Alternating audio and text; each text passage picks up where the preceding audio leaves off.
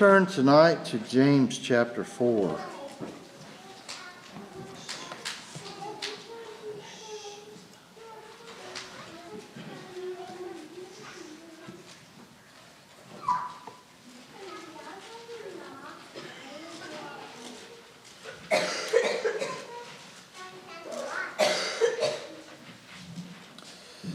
In James chapter 4, we'll read verses 6 and 7.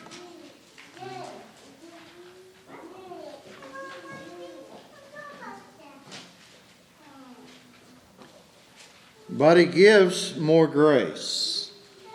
Wherefore he saith, God resists the proud, but gives grace unto the humble. Submit yourselves therefore to God, resist the devil, and he will flee from you. Now James was admonishing these people in various ways. But tonight we want to look at, in particular, that part of the 7th verse that says, submit yourselves therefore to God. And what we want to think about is our relationship with God. Certainly we consider what he says here. He says God resists the proud and gives grace unto the humble. And so the obvious conclusion from that is you can either be proud and buck up against him, or you can submit yourself unto him and be a recipient of his grace. And certainly all mankind needs to be a recipient of his grace. But as we consider the thoughts we have tonight, we want to consider what all is involved in our relationship with God. Sometimes we think about our relationship with God, and one of the observations we'd make is, as many times maybe our attention is focused right here to submit ourselves to God, to live lives that are under his power and authority, where we surrender to him and yield to him and defer to his judgment and decisions. And certainly that is a relationship that we should have with God. We should be particularly thoughtful of what he would require of us. We think about it, no doubt, as we consider this, it involves our obedience to God. It involves our coming under his law, his will, his requirements. But many times if we're not careful, this is all our relationship with God might be focused on. I think about how that many times people, maybe as they endeavor to provide direction and correction to people, they focus many times on sin, and we know that sin is a serious matter to consider, because if we are living a life of sin, we're not walking with God. We're not enjoying the relationship with him that we ought to have. But it's a case that we turn from sin and rebellion to the will and the law of God, and we submit ourselves to it. But as we consider our relationship, we don't want to stop there. Many times that might be the whole definition of some people's relationship with God. But as we consider it tonight, we realize that not only should our relationship involve submission, but we also want to look at the thought that our relationship involves commitment. And we want to look at the thought that our relationship involves consecration. See, we could just reduce it to submission. And as we said, as far as the subject of sin is concerned, certainly we need to be submitted to God. We need to realize that we have to come in line with His will, with His plan, with His law. But we want to understand that alone is not all there is to our relationship with God. If we go over to 1 Peter, the second chapter, in 1 Peter chapter 2,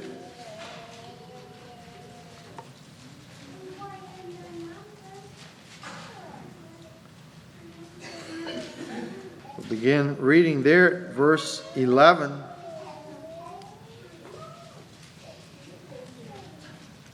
It says, "Dearly beloved, I beseech you as strangers and pilgrims, abstain from fleshly lust, which war against the soul, having your conversation honest among the Gentiles, that whereas they speak against you as evildoers, they may by your good works, which they shall behold, glorify God in the day of visitation. Submit yourselves to every ordinance of man for the Lord's sake, whether it be to the king as supreme, or unto governors as unto them that are sent by him, for the punishment of evildoers, and for the praise of them that do well. For so is the will of God, that with well-doing ye may put to silence the ignorance of foolish men, as free and not using your liberty for a cloak of maliciousness, but as the servants of God."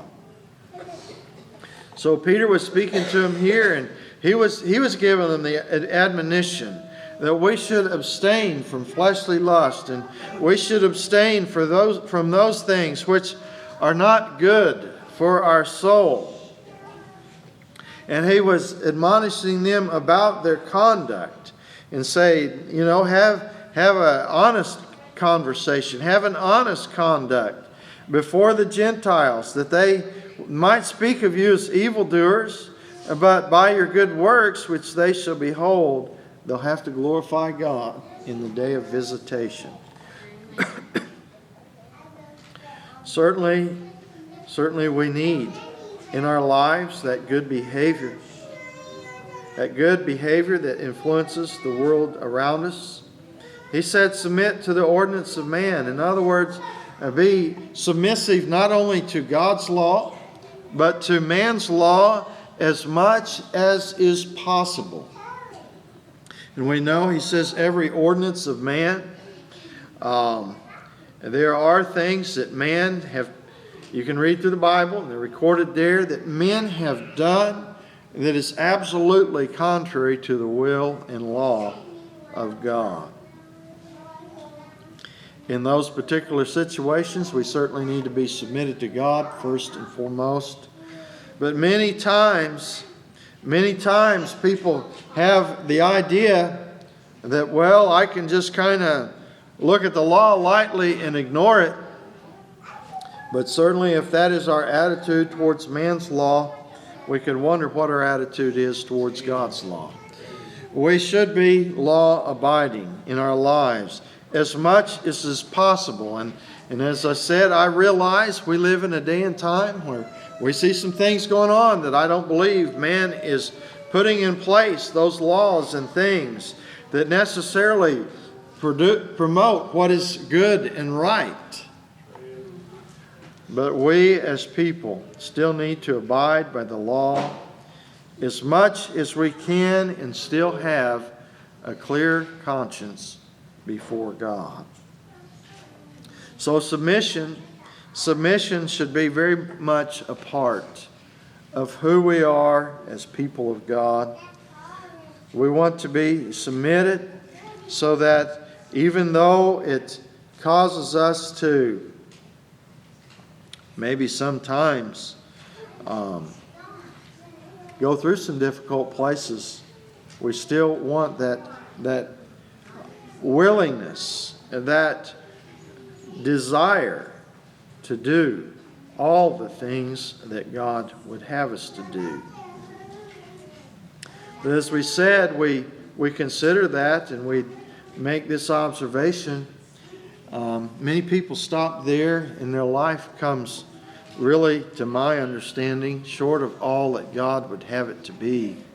They say, well, I'm not sinning.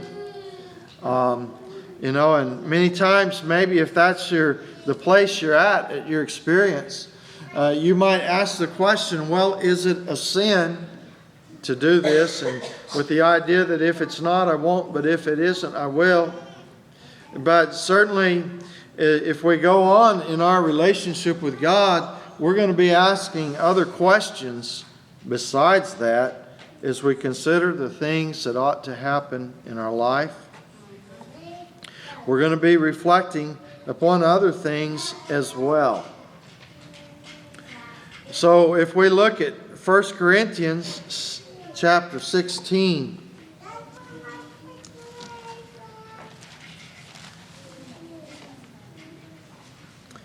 we think about it, we need to be submitted to God, but we also want to think about the thought of our commitment to God.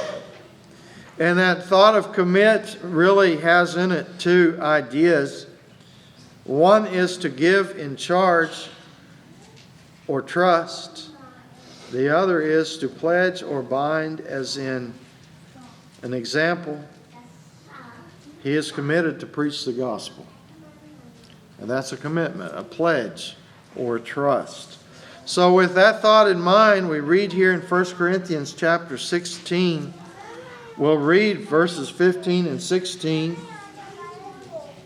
It says, I beseech you, brethren, ye know the house of Stephanas, that it is the firstfruits of Achaia, and that they have addicted themselves to the ministry of the saints, that ye submit yourselves unto such, and to every one that helps with us and labors.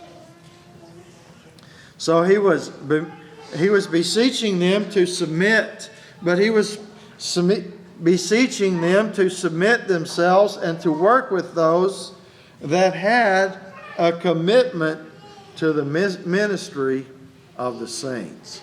Now it says that they had addicted themselves. That says something about their level of commitment. Certainly it wasn't just a passing thing that they'd give it a little attention every once in a while, but their whole life was built around the ministry of the saints. And that's, we think about it as we walk with God, that is the commitment that really, in a sense, we need to have to Him. The commitment that His work is what our life is about. Now you consider it, as we consider that thought, you could live your life. You could live your life and morally, and as far as the law of God is concerned, not do anything wrong, but still have nothing like this as a part of your life. We need to see that, because certainly sometimes people think, well, as long as there's not sin in my life, my relationship is all it needs to be. We want you to see that it's not just a matter of no sin in our life, but it's a matter also of what our commitment to Christ is. How much have we pledged ourselves to Him? How much have we given ourselves to Him? These had made a total commitment. It says they were addicted. They couldn't stay away from the ministry of the saints. It's like, you want me to get away from that? No, that's central to my life. You take a person that's addicted to something and you tell them, well, why don't you do without that for a week? And they'll go, there's not any way I'm going to do without that for a week. I can't. And so it is, our lives should be pledged to God's work. Our ministry might be just a little different than theirs, our means of serving might be just a little different than theirs. But the reality is our life should be pledged or bound to Christ. We should give ourselves completely to Him. And so that was what he was saying. He's saying, now, we say this, brethren, instead of pursuing your own selfish interest, and if you read 1 Corinthians, that's really in some way what he was addressing. That was the problem there at Corinth, is that people were maybe trying to live seemingly good moral lives, but they were very selfish in their Christian walk. He said, you've got strife and division among you. And you come and, one's got his point he wants to make, and another's got his point he wants to make. And you've got these problems going on. He says, listen, submit yourself to the kind that are addicted to the ministry. They have pledged themselves completely to God. And certainly I believe with it, his desire was that they would learn themselves how to have that relationship with God. That they would be that committed to God as well. Now if we turn over to 1 Peter, the 4th chapter.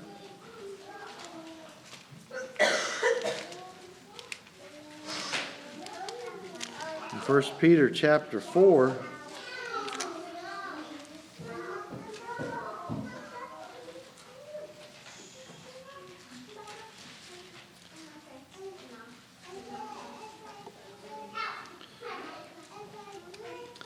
In verse 19, we'll read this. It says, wherefore let them that suffer according to the will of God commit the keeping of their souls to Him in well-doing, as unto a faithful Creator. Now this speaks to commitment, like maybe a little bit a different part of the idea of commitment. But certainly we think about it, if we have committed ourselves completely to God, part of that commitment involves this form of commitment as well. And the commitment he describes here is to give in charge or trust. In other words, we have given ourselves over into the hand of God. And this is an interesting ending to this chapter, because this chapter deals with suffering for the cause of Christ. It deals with going through difficult things for Christ. And certainly if we're going to be involved in the work of God, if we're going to be involved in the ministry of the saints, but we need this level of commitment too. You say, well, why is that? Well, you're subject to suffering a few things. You're subject to encountering some difficulties. And so he deals with the thought of suffering as a Christian. But as we consider it, he says, let them that suffer according to the will of God. In other words, God has allowed this thing to come. It's not suffering for something you did, and yet in some ways it could seem like you're suffering for something you did, because if we are endeavoring to do the will of God, well, we think about it, the Apostle Paul, he suffered by the will of God for the cause of Christ. But we want you to see that it would have been easy for him to say, if I just hadn't talked to the Jews, I wouldn't be having all this trouble. And certainly as we interact with people in life, and we are endeavoring to lift up Christ, and we are endeavoring to present the gospel to others, we may find ourselves in some difficulties. We might find ourselves in some situations that are hard to bear. But at the same time, we think about it, we need to be able to put ourselves in the hand of God and know that He's able to keep us. You know, as we consider our walk with God and our commitment to Him and His commitment to us, one of the thoughts we'd observe is this. When we put ourselves completely in His hands, it will be tested. It will be tested. And one of the most difficult tests of walking with God and having your life in His hands is this: to not defend yourself. Now, I don't know if you've ever thought about that, but that is one of the most difficult tests you will ever face, is to not defend yourself. You say, but it was unjust, it was unfair, and certainly Paul could have said that. Jesus could have said that.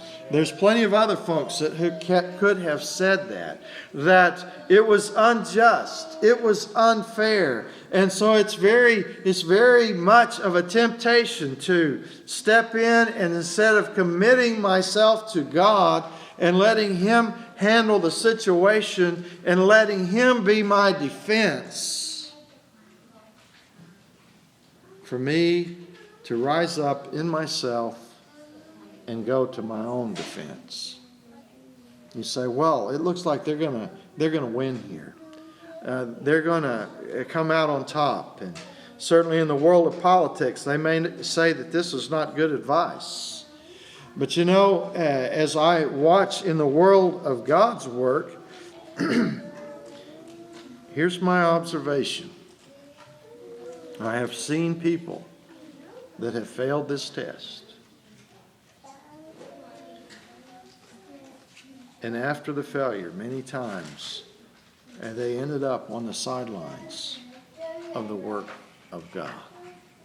And you say, why? Because that test was going to the very depth of their commitment to God and their trust in Him. And it's a hard test when you know the thoughts go flying through your mind. Well, if I could just say this and this and this, it would, you know, I would be in the clear. But you know, humanity being what it is, words that seem so wise and smart oftentimes prove out to be insufficient to accomplish the thing that we think they will accomplish. So he says, let them that suffer according to the will of God commit the keeping of their souls. Commit their case to Him in well-doing as unto a faithful Creator. You know, if you're living and doing the things that God has called you to do, and He allows you to get into such a situation as that,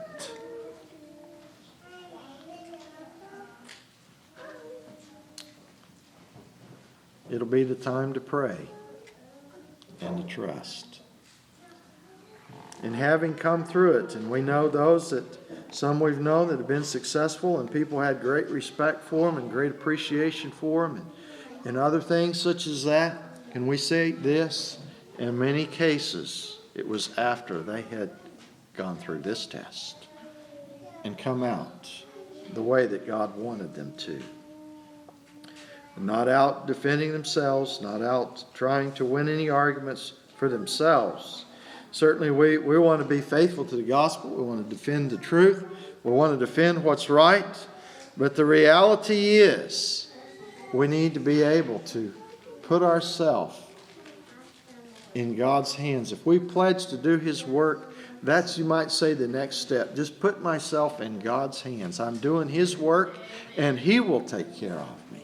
He knows the things that come up. And sometimes that test where it seems like it's so unfair and so unjust, and it seems like it's so needful that I step in and grab a hold of the thing.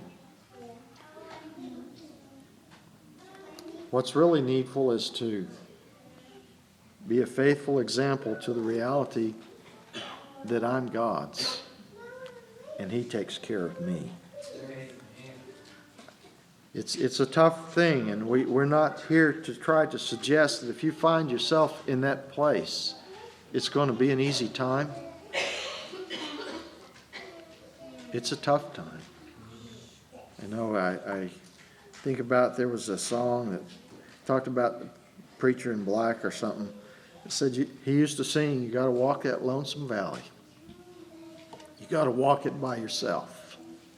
And in reality, for all of us, there may come a time in our experience where that is the reality. That it feels like you're walking alone. We think about the Apostle Paul. He described at one time where he was at a certain place and he says, no man stood with me. He felt all alone. He felt by himself. And he describes how at times that was distressing. That was difficult for him. And he felt at times the care of all the churches when maybe there were people out there trying to prove that he wasn't qualified to be an apostle. He was not qualified to be doing the work that he was doing, and trying to turn people off to some side heresy, so to speak, so that they would follow some other man or other group of men. But God was his defense. God was his defense. And he was able to, we think about it as you read the Bible. One of the things we'd make this observation, you can't read through the New Testament without realizing that the Apostle Paul, by his faithfulness and his commitment to God, has greatly shaped what we believe as Christians. By his faithfulness, his commitment, by his putting himself in the hand of God and trusting that God was able to do those things that were necessary for him to be effective at God's work. We turn over to 2 Timothy, the first chapter.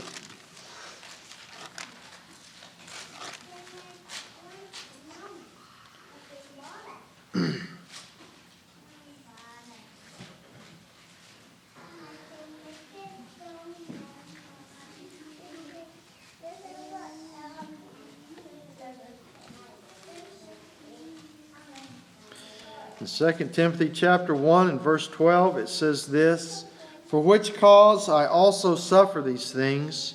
Nevertheless, I am not ashamed, for I know whom I have believed, and am persuaded that he is able to keep that which I have committed unto him against that day." So Paul was appointed a preacher, an apostle, and a teacher of the Gentiles, and he had suffered many things by those that maybe claimed to be apostles and were not, those that maybe had come out and would make the appearance that they were there to help him, but then they weren't maybe so much help. But he had pledged himself to Christ, and he was trusting that which he had given to Christ, it was in God's hands. God could take care of it. We need that same kind of a walk with God, that we know that our life is in his hands. He says, I'm not ashamed. I'm not ashamed. And we can view it as being ashamed. Shame could involve various things.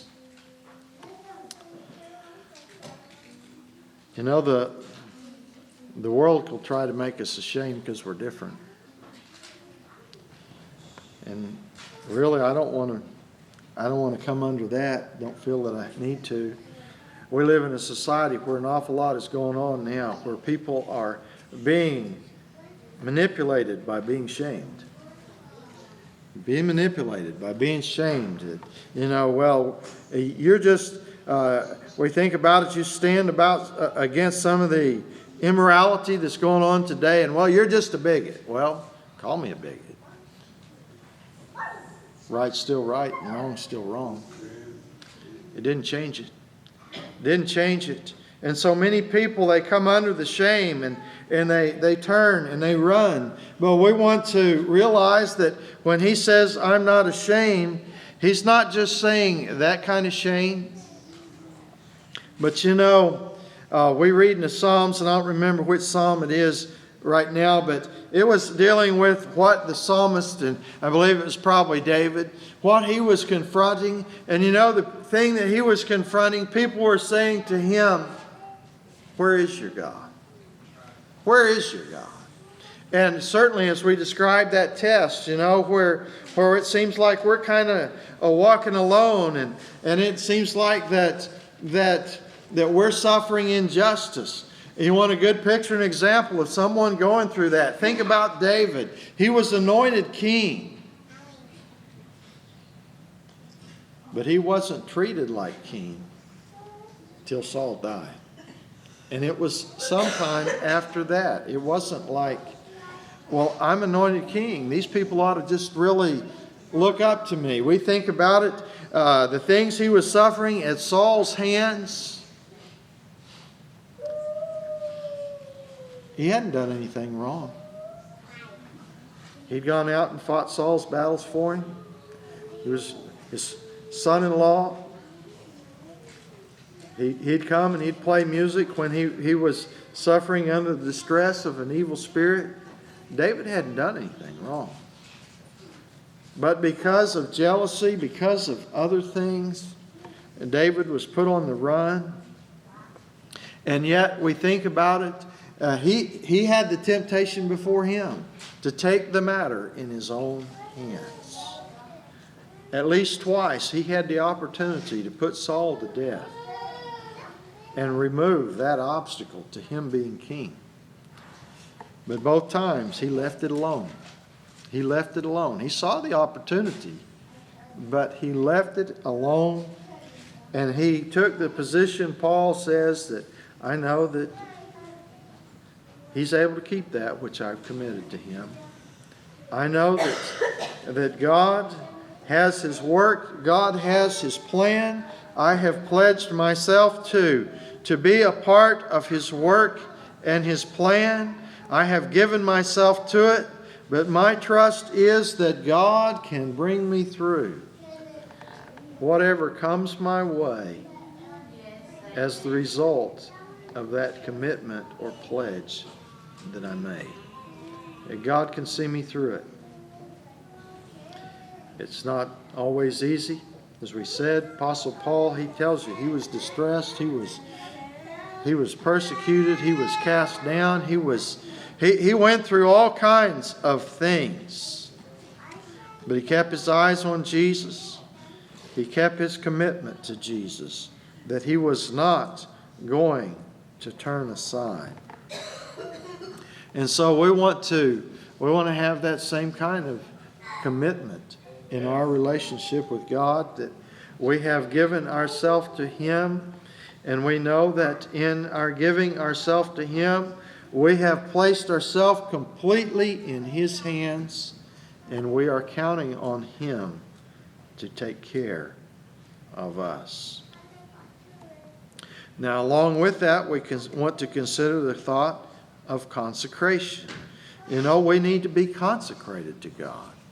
You can live a good moral life and not necessarily be consecrated. When you think about consecration, it is to set apart as holy, to devote to religious use, to devote dedicated. And in our relationship with God, we should be dedicated to him. We should have given ourselves to him to use in whatever way he might choose. And we know that many times people make that, and their thought is maybe, well, God will use me in a way that brings honor and glory and praise in the eyes of all those around me. But God can use people in other ways too. And we need to put ourselves in his hands and devote ourselves completely to his use. Now, if we turn over to Exodus 32, Exodus chapter 32.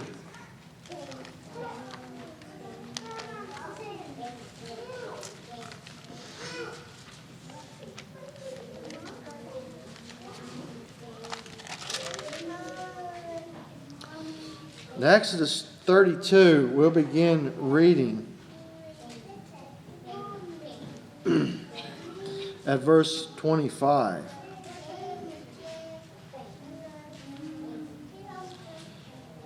And when Moses saw that the people were naked, for Aaron had made them naked unto their shame among their enemies. And it's talking about the making the golden calf and Moses coming back down from the mount because that it had been made. And so this was the situation when he got there. It says, Then Moses stood in the gate of the camp and said, Who is on the Lord's side? Let him come unto me. And all the sons of Levi gathered themselves together unto him.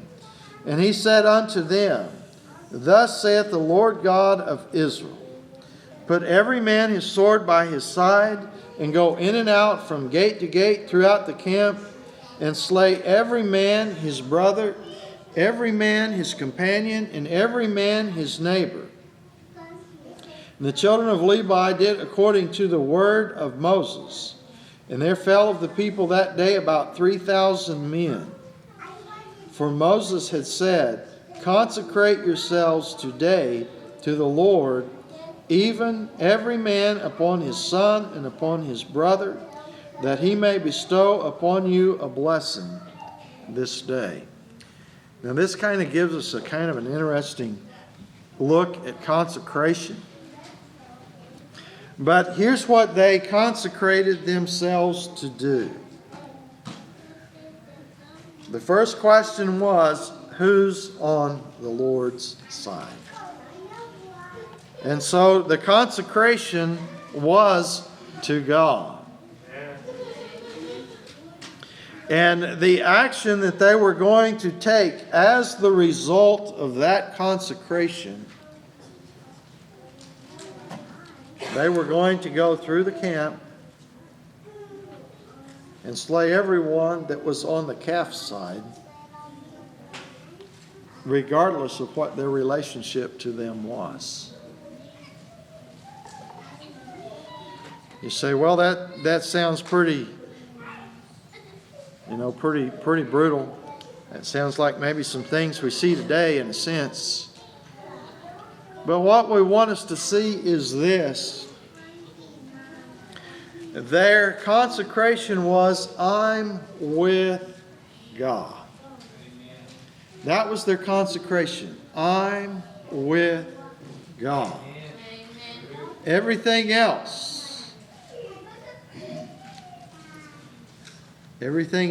has got to find its place in relation to that. I'm with God. Now, what was done here seems pretty severe. It seems pretty severe, but if you read on down, going to the end of the chapter, here's what it boiled down to. They could either purge the camp of the idolaters or see God destroy the camp. That was really the choice that was there that day. I mean, you see it and you think, well, man, that means if it's my son and he's worshiping that idol, he dies. If it's my neighbor, he dies. If it's my brother, he dies. But here's the reality. Moses went to God and says, now, God, forgive them for this idolatry. Forgive them for this sin. And because of Moses' plea for the people, God did not destroy them. But things left alone and unattended, God would have destroyed all of the people. He said, Moses, just get out of the way. I'll just wipe them all out. And I'll build from you a nation. And Moses pled for the people. But also Moses, he went to the camp and says, all right, who's going to consecrate themselves today to the Lord? And if you begin to study that thought of consecration, In the Bible, that's part of what it comes down to, is to stand with the Lord. Stand with the Lord. It comes down to us taking the position. God comes before everything else. Everything.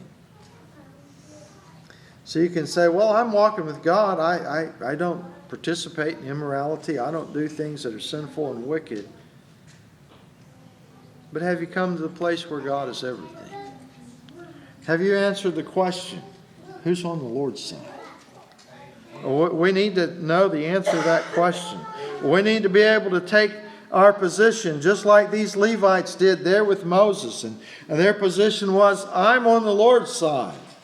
And then what goes with that is not, it wasn't, do I have to? Lord, if this is what being on your side means, I'm on your side. Amen. Even though it was very difficult and it was very hard, no doubt, to go through the camp. It says 3,000 died. You compare it to the camp, which might have been 600,000. That was a small price to pay to not see all 600,000 destroyed. It was a price. But we need to see that in our relationship, there comes a time when it will come down to that question. Who's on the Lord's side? Am I the Lord's? Am I on His side? Amen. Am I standing with Him? Certainly Christ let us know that if any would be His disciple, we've got to put aside our family, not in the sense that we are anti-family and about destroying families, because we're not. We believe that the gospel, if it is allowed to work in people's lives, will make families better than they ever would have been any other way. But we realize that first, that consecration must exist. Where we've come to the place in our relationship with God that He is, in fact, first. That our commitment is to His side before everything else.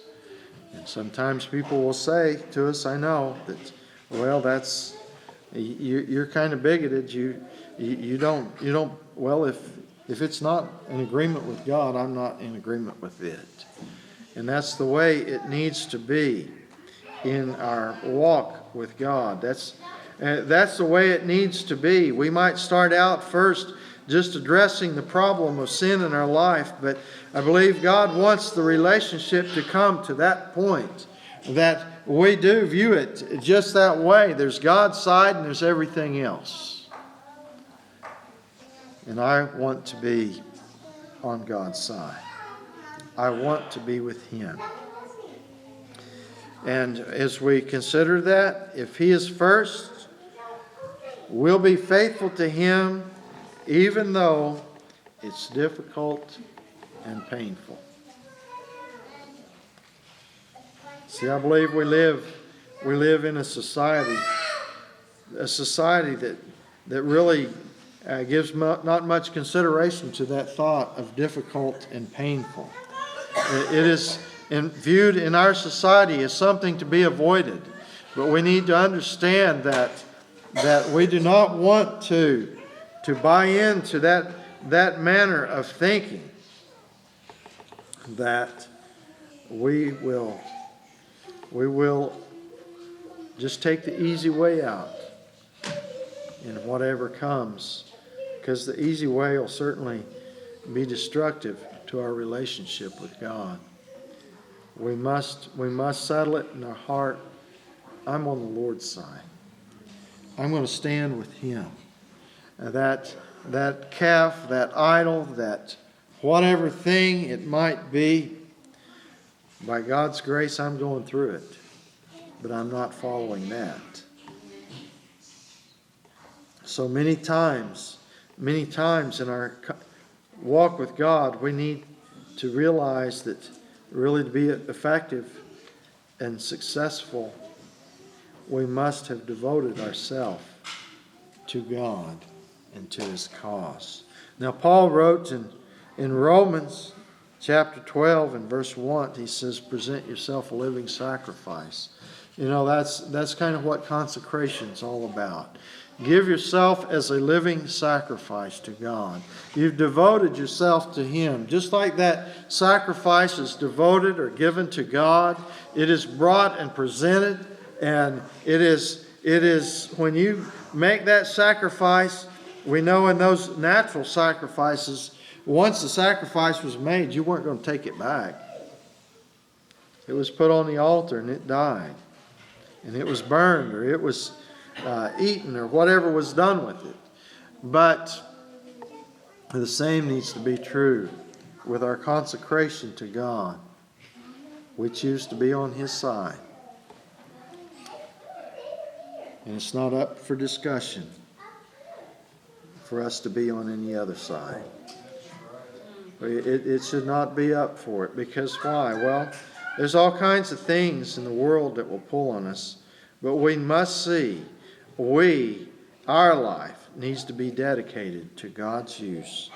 For Him to choose your position and mission in life. Now think about that. For Him to choose your position and mission. You say, well, it's my life. I get to choose. Well, you certainly get to choose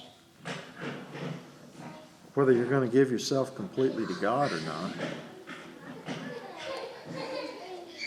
But when we take our life and we put it in God's hands and say, here it is, it's yours.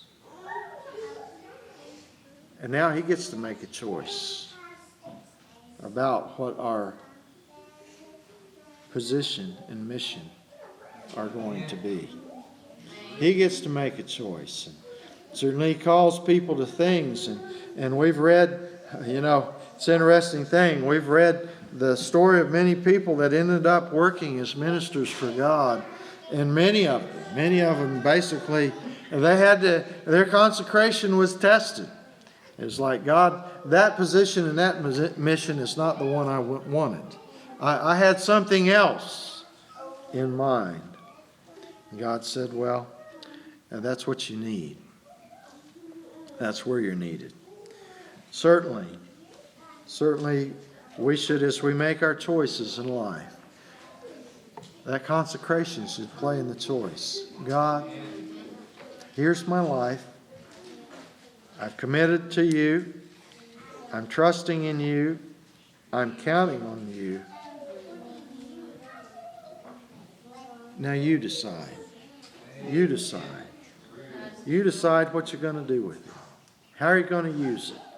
What will be most effective for your cause? Some it might be just following a rather seemingly course like most people would follow in life. Others it might be a very unusual course. Certainly Paul's course was unusual. He was shipwrecked. He was in all kinds of things. We don't know what our life will hold. The thing we need to do is realize that God wants our relationship not to be just one of submission, but also one of commitment and consecration, to live, to be used of Him, and to serve Him, and to be a part in whatever He chooses to work, and to embark upon that, trusting that He'll take care of that which we've committed to Him, and He'll keep us against that day.